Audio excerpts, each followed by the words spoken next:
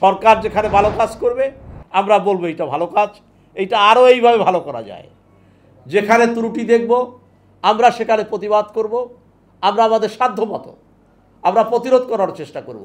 বিএনএফ-এর তরফ থেকে আমরা বলতে পারি, এটা চ্যালেঞ্জ দিয়ে বলতে পারি, বাংলাদেশে কৃষি পণ্য বিদেশ থেকে আমদানি করতে হয় না। বন্ধুরা আমার, আহ্বায়ক কমিটিগুলোকে আমরা বলবো পরবর্তী বছরের মধ্যেই যাতে উপজেলা কমিটিগুলো তারা সম্পন্ন করতে পারেন এবং তারা যাতে ইউনিয়ন কমিটিগুলো সম্পন্ন করতে পারেন। যে মানুষটি অনলাইন পত্রিকা পড়ে না সে হয়তো স্মার্টফোনে সে নিউজটা দেখে।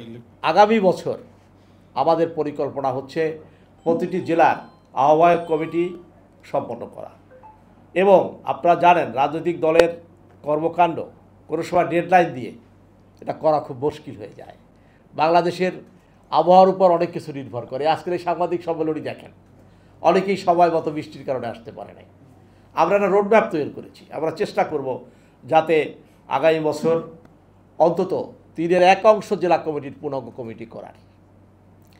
যে সমস্ত জেলায় জেলা কমিটি পূর্ণাঙ্গ হয়ে যাবে এবং যে সমস্ত জেলায় আহ্বায়ক কমিটি থাকবে আহ্বায়ক কমিটিগুলোকে আমরা বলবো পরবর্তী বছরের মধ্যেই যাতে উপজেলা কমিটিগুলো তারা সম্পন্ন করতে পারেন এবং তারা যাতে ইউনিয়ন কমিটিগুলো সম্পন্ন করতে পারেন।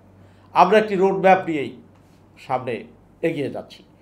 বিশেষ করে যে কথাটি সাংবাদিক বন্ধুদের বলা দরকার, কারণ পৃথিবী এখন আর সেই গতানুগতিক রাজনীতির মধ্যে নাই। আমরা গ্রাফিক আকারেও দেখিয়েছি যে আমরা কী কীর মাধ্যমে সদস্য সংগ্রহ করতে চাই।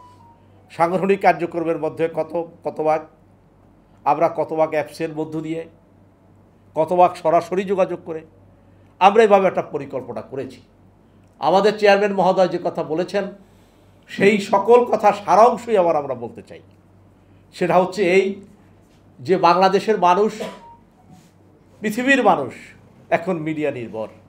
যে মানুষটি পত্রিকা পড়ে না, প্রিন্টিং পেপার, সে মানুষটি অনলাইন পত্রিকা পড়ে।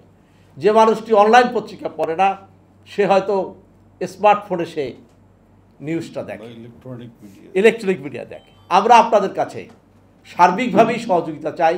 আমাদের সাংগঠনিক কর্মকাণ্ড যাতে দেশের মানুষ আন্তর্জাতিকভাবে পৃথিবীর মানুষদেরও জানতে পারে যে নতুন এই দলটি আসলে কী করছে। আমাদের ভুল ত্রুটি, রাজনৈতিক দলের ভুল ত্রুটি, মানুষের ভুল ত্রুটি হতেই পারে, আমরাও আপনাদের কাছে সংশোধন চাই। আর সরকারের ক্ষেত্রে আমাদের বক্তব্য হচ্ছে আমরা দুষ্টের দমন, শিষ্টের পালন চাই। সরকার যেখানে ভালো কাজ করবে আমরা বলবো এটা ভালো কাজ, এটা আরও এইভাবে ভালো করা যায়। যেখানে ত্রুটি দেখব আমরা সেখানে প্রতিবাদ করব, আমরা আমাদের সাধ্যমতো আমরা প্রতিরোধ করার চেষ্টা করব এবং আমরা সুপারিশ করার চেষ্টা করব। কারণ এখন সারা পৃথিবীতে আন্তর্জাতিক রাজনীতি বিরোধিতার জন্য বিরোধিতা, এজন্য পৃথিবীতে এইটা ট্রেডিশনাল পলিটিক্স এখন আর অ্যাকসেপ্টেড না এবং একটি বার্নিং ইস্যু।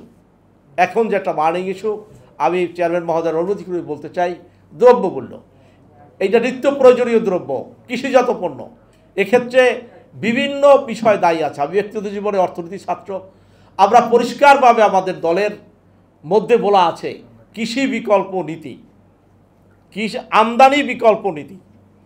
আমরা কম্পিউটার, বড় বড় বিমান বিদেশ থেকে আমদানি করতে পারি, কিন্তু পেঁয়াজ, রসুন, আদা, পেঁপে, হলুদ, মরিচ, পেয়ারা, পেঁপে আমরা যদি এইভাবে ভাগ করি যে আমাদের কৃষিপণ্য বিদেশ থেকে কী পরিমাণে আমদানি করতে হয় এবং এই কৃষিপণ্য কোন কোন এলাকায় কী পরিমাণে উৎপাদন হয়, যে এলাকায় যে পণ্য বেশি পরিমাণে উৎপাদন হয়, আমরা যদি ওই এলাকায় ওই আমদানির হার ধরে সেই এলাকায় উৎপাদনের টার্গেট দিয়ে দিই, বিএনএফ-এর তরফ থেকে আমরা বলতে পারি, এটা চ্যালেঞ্জ দিয়ে বলতে পারি, বাংলাদেশে কৃষি পণ্য বিদেশ থেকে আমদানি করতে হয় না। বন্ধুরা আমার,